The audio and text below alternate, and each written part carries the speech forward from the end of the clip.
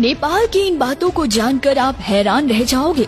Asia का एक ऐसा खूबसूरत देश जहाँ के रीति रिवाज, खूबसूरत मंदिरें, हिल स्टेशन और यहाँ की महिलाओं के बारे में जानकर आप यकीन नहीं कर पाओगे। तो चलिए आज हम आपको खूबसूरत देश नेपाल की सैर करवाते हैं।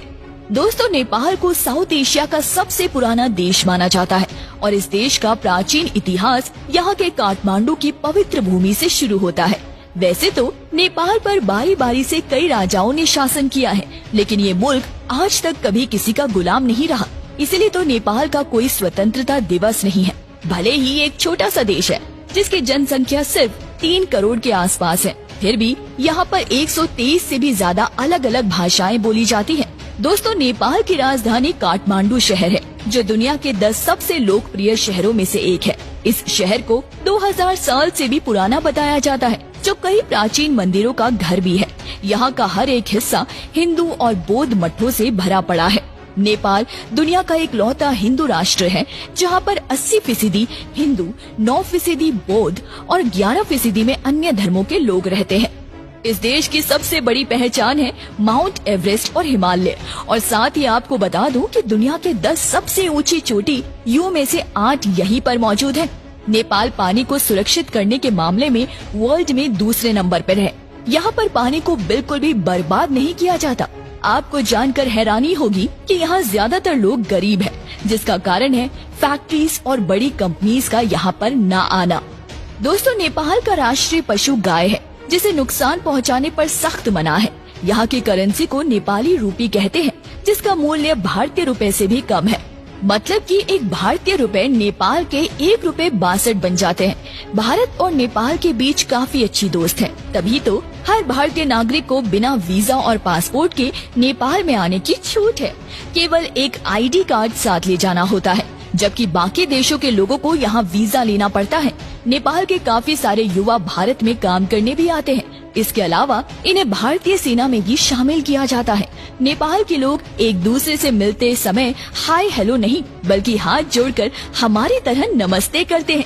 दोस्तों, भगवान बुद्ध के प्रति लोगों में काफी श्रद्धा है और इनकी जन्मभूमि लुम्बिनी सांस्कृतिक है, जो नेपाल में ही है।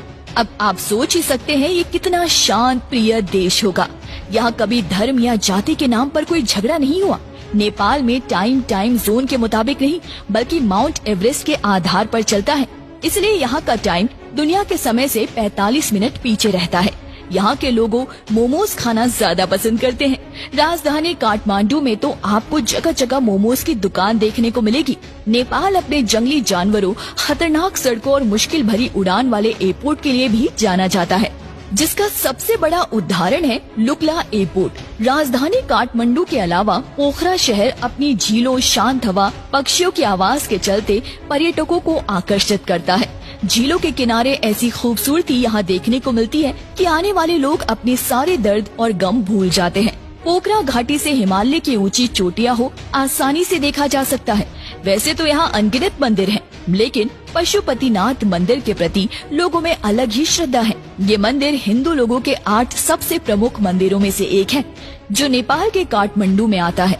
चौक और आकार में बने इस मंदिर के 4 दरवाजे को चांदी से बनाया गया है। इसके ऊपर शेर का चित्र भी लगा हुआ है। मंदिर के आसपास भी सुंदर नजारे दिखाई देते हैं। नागरकोट ये एक हिल स्टेशन है जो काठमांडू से 32 किलोमीटर दूर है। लगभग 7000 मीटर की ऊंचाई पर मौजूद इस हिल स्टेशन के बारे में एक बात आपको चौंका देगी कि यहाँ से हिमालय की चोटियों के साथ साथ माउंट एवरेस्ट का सूर्योदय भी दिखाई देता है। हिमालय की गोद में बसा नेपाल 1,47,151 स्क्वायर किलोमीटर में फैला हुआ है। यहाँ पर ज्यादातर लोग खेतीबाड़ी से जुड़े हुए हैं। यहाँ से दूसरे देशों में बड़ी मात्रा में चावल, मक्का, गेहूं एक्सपोर्ट किया जाता है।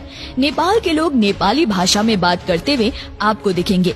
यहाँ पर महिलाओं की संख्या पुरुषों से काफी अधिक है। कुल आबादी में लगभग 65% महिलाएं हैं।